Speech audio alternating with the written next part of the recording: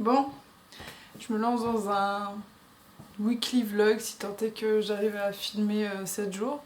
On verra bien. Là, ça me prend un peu comme une envie de pisser. Donc je me suis dit, tiens, si tu faisais un vlog sur plusieurs jours. Donc on va voir si je vais filmer 2 jours, 4 jours, 7 jours, on verra bien. Habituellement, quand je fais un vlog sur une journée, j'essaie de bien préparer ça, de bien tout ranger, tout ça. Bon là, vu que ça me prend d'un coup, la maison est en bordel, mon bureau est en bordel et on va dire que je vais gagner en réalité, quoi. Il faut savoir que pendant le confinement, c'était très calme parce que pas de travail. Donc ça, c'était un peu compliqué. Et puis voilà, je vais m'y mettre, je pense. Bon, j'ai quelques petits trucs à faire, à ranger avant de me mettre à travailler. Mais là, on va y aller parce que la matinée, elle est quand même pas mal entamée, là.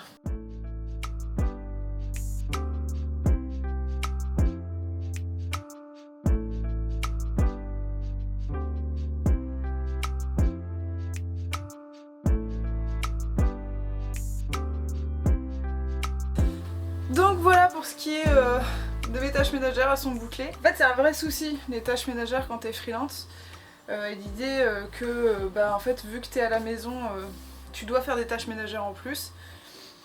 Non, c'est pas parce que mon compagnon est salarié et ne bosse pas ici qu'il se retrouve exonéré de tâches. D'ailleurs, avant de partir, il a vidé le lave-vaisselle, enfin, il a fait ses tâches, quoi. Enfin, c'est bon, il n'y a pas besoin d'avoir une médaille, il a juste fait ses tâches. Moi, j'ai fait les miennes. Au début, que j'étais en free, j'avais tendance à faire beaucoup de tâches ménagères et au final, je me retrouvais à diluer mon travail là-dedans. J'avançais pas, ça me saoulait. Et puis les tâches ménagères, c'est pas ma passion. Donc voilà, là j'ai fait mes tâches d'aujourd'hui. Mon compagnon fera ses tâches ce soir. Et basta.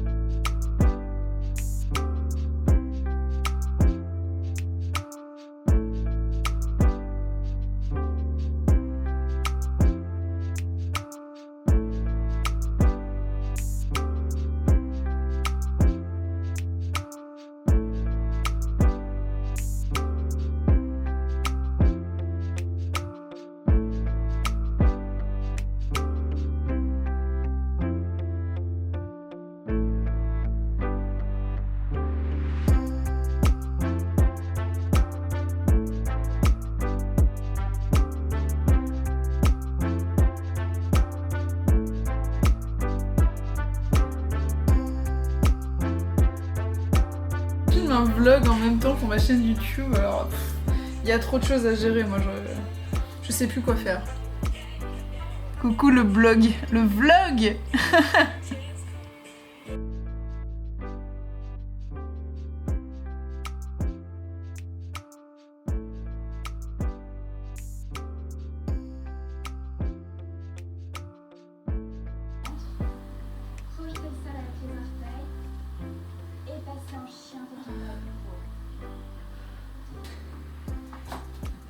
Oh putain.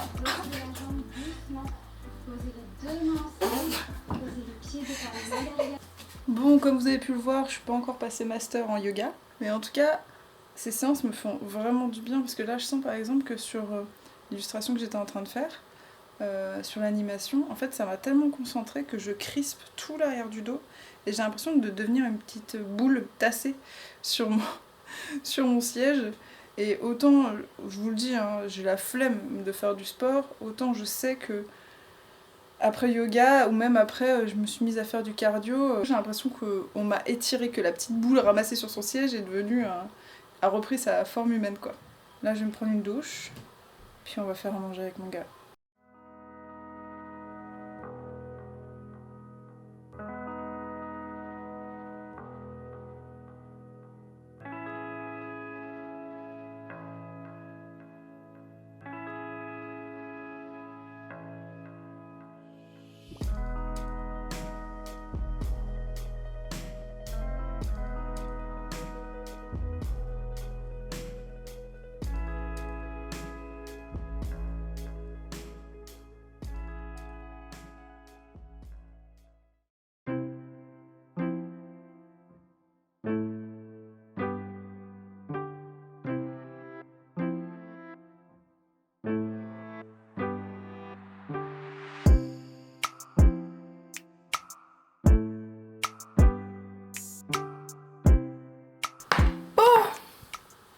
Salut.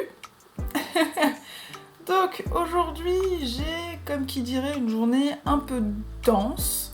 On va dire que plutôt les actions que j'aurais réussi à faire ce matin vont conditionner toutes les actions que je vais faire cet après-midi. Cet après-midi j'ai quand même un déplacement obligatoire parce que j'ai un rendez-vous sur Paris auquel je ne vais pas pouvoir filmer. Parce que bon, quand il y a des intérêts et qu'on connaît pas encore bien la personne, on filme pas tout de suite, voilà. Et puis ça risque de biaiser aussi les interactions qui sont déjà bien assez compliquées comme ça avec le virus. Ce matin, je vais devoir faire pas mal de la retouche photo, du scan, etc. pour potentiellement faire des impressions cet après-midi. Donc si j'arrive à faire toutes les retouches que je veux, les montages que je veux, j'en profiterai d'être sur Paris pour faire des impressions. Et là, je pourrais potentiellement vous montrer si les imprimeurs sont coopératifs. Il est quelle heure là ? Il est 10h. Je me suis vraiment pas assez bougé le cul. Je me suis levée à 8h40, je suis tellement lente le matin. Le matin, c'est vraiment, je mets vraiment 1000 ans à me réveiller, à manger tranquillement, à me laver les dents, etc. Bon, faut que je me bouge un peu le cul là quand même, j'ai plus vraiment de temps. Si j'active, il y a moyen.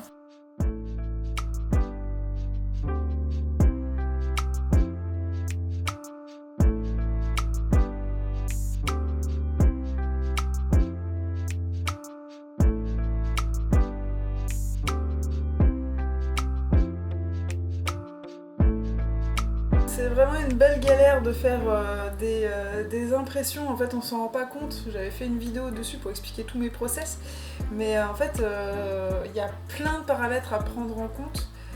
Par exemple là je bosse sur les étalonnages, mais ça varie beaucoup par exemple en fonction des écrans que t'as. En fait les écrans rétroprojetés, en fait ça change énormément les teintes, etc.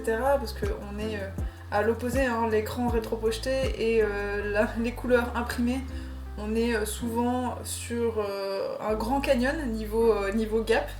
Et c'est pour ça que je bosse majoritairement avec mes originaux à côté pour pouvoir avoir des espèces de référents. Mais pour moi, c'est vraiment bosser à l'aveugle en fonction du papier sur lequel tu vas mettre ton impression. Et ben, ça va foncer les couleurs. Souvent, les papiers qui ont un gros grain, et vu qu'ils boivent énormément l'encre de l'imprimante, et ben ça fonce les couleurs. Donc c'est aussi un paramètre qu'il ne faut pas oublier. Donc imaginez, très souvent hein, quand j'ai une sortie impression qui me convient, vraiment c'est le nirvana, hein, je suis contente.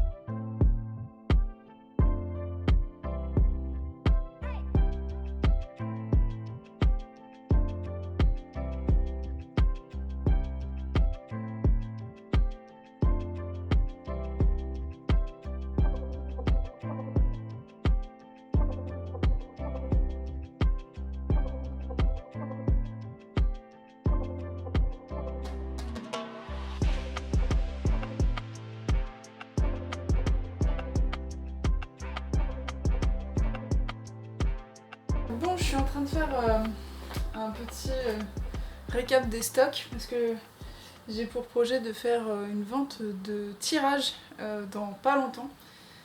Et je vais en faire plutôt pas mal en plus, vu que j'ai 2 séries qui sont arrivées à leur terme et en fait j'ai eu beaucoup de demandes pour des tirages limités, etc. Donc voilà, je vais faire des tirages pour la série de serpents que j'avais fait, qui est déjà prête. Attendez, je vous montre ça. Là, c'est les tirages que j'ai fait, il va falloir encore que je les façonne, etc. Je suis très contente du tirage que ça donne parce que vraiment les couleurs sont vraiment belles et le papier est très beau et tout, donc je suis bien contente du rendu que ça donne. Je pense que ça va rien rendre à la caméra comme toujours. Et je vais faire aussi un tirage de mes bouquets floraux. Et donc ça aussi, j'ai fait quelques tirages test, mais je les ai pas encore tous, donc forcément ça va attendre un petit peu. Mais là j'ai fait un sondage sur Instagram pour savoir si les gens préféraient avoir 2 dates ou une date pour la mise en ligne de tout ça. Moi là manifestement ça part plus sur 2 dates. À propos du shop aussi, parce que j'ai souvent pas mal de messages à propos de ça, de gens qui me disent légitimement, mais en fait si ça marche pour toi, pourquoi tu fais pas un shop en fait pérenne en fait qui reste, ça pourrait te faire un apport de thunes, etc. Et en fait je l'entends, mais ça n'arrivera jamais. Les gens qui ont des shops, c'est une énorme organisation sur par exemple la fabrication des goodies ou des choses comme ça. Moi je fais uniquement des originaux ou des tirages limités. En plus de l'organisation, il faut un statut particulier, parce que moi avec mon statut, je n'ai pas le droit de vendre autre chose que des tirages limités et des originaux. C'est comme ça, avec le statut d'artiste-auteur, tu ne peux faire que ça, parce que sinon ça vient de l'artisanat. Voilà, par exemple les cartes postales, j'ai pas le droit à des trucs comme ça. Et j'ai aucune envie d'ouvrir un statut d'auto-entrepreneur pour faire ça. Et puis aussi, qui se complète, c'est que c'est une énorme organisation, il faut de l'espace de stockage que je n'ai pas, que ce soit pour les goodies ou pour les moyens de les envoyer, par exemple les enveloppes, les boîtes les cartons de transport, les trucs comme ça, ça prend énormément de place. Et aussi, en fait, ça m'amuse pas du tout de faire de la mise sous pli. J'aime pas ça du tout. Moi ce que j'aime c'est de dessiner, et en fait la mise sous pli là, par exemple avec les envois des serpents et des bouquets, je pense que maintenant avec l'expérience que j'ai sur les envois, je pense que ça va me prendre 3 à 4 jours complets. Hein. On parle du matin, tu te lèves, tu commences à faire, tu finis le soir. C'est 4 jours, c'est énorme. Et puis c'est surtout grand respect à toutes mes potes qui ont des shops pérennes et qui font des envois, etc. Parce qu'en plus c'est une rigueur. Voilà, et puis il faut envoyer au fil de l'eau, donc c'est pas juste concentré sur 4 jours, après c'est dilué. Donc vraiment, voilà, ça n'arrivera pas. Je n'aurai jamais de shop pérenne, ça c'est sûr. Je continuerai avec mes petites ventes flash. Soyez juste alerte sur mes réseaux sociaux si ça vous intéresse. Voilà, c'était my 2 cents à propos de ce sujet.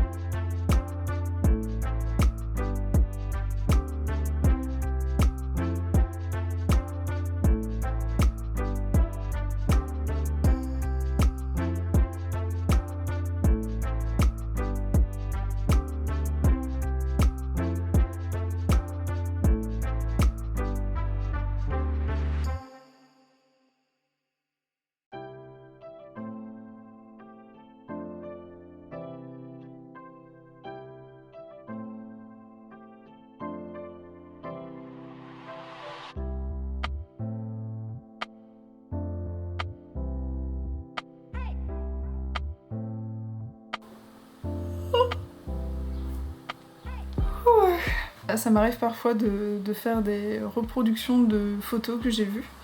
Donc là, cette photo, elle a été prise par une pote à moi qui s'appelle Léa Bordier, qui a une chaîne YouTube qui s'appelle Chercore. Et elle fait plein d'autres choses, elle est réalisatrice, tout ça. Et là, je sais pas, quand je l'ai vue passer sur son feed, je l'ai trouvée trop belle. En fait, l'harmonie colorée, l'ombre projetée, les lumières, et aussi genre ce que ça en dit. En fait, plus ça va, plus j'ai vraiment une vraie, comment dire, passion pour les façades de bâtiments, ce que ça en dit en fait. Donc ça m'a poussée à faire cette repro. Elle est ce qu'elle est, c'est de l'entraînement. Ça m'a permis aussi d'utiliser des nouvelles couleurs que j'ai achetées. Les enfants de mes voisins sont en train de s'éclater. Ils sont en train de se transformer en gremlins. Il est 16h30. Je pense que je vais arrêter la vidéo maintenant. Parce que là, en fait, je vais encore travailler, mais c'est plus très visuel. Je vais devoir faire de la recherche de doc pour une illustration, donc on a connu plus intéressant à regarder. Surtout, c'est une illustration que je peux pas vous montrer, donc bon. J'espère que ce vlog sur 5 jours vous aura plu. Moi, ça m'a fait vachement plaisir de le tourner, c'était chouette. À voir si ça va me faire plaisir de le monter. Et puis, si t'as envie, toi-même tu sais, hein, abonne-toi, lâche un pouce, mets un commentaire, fais ce que tu veux en fait. Donc on se dit à bientôt dans une prochaine vidéo. Salut!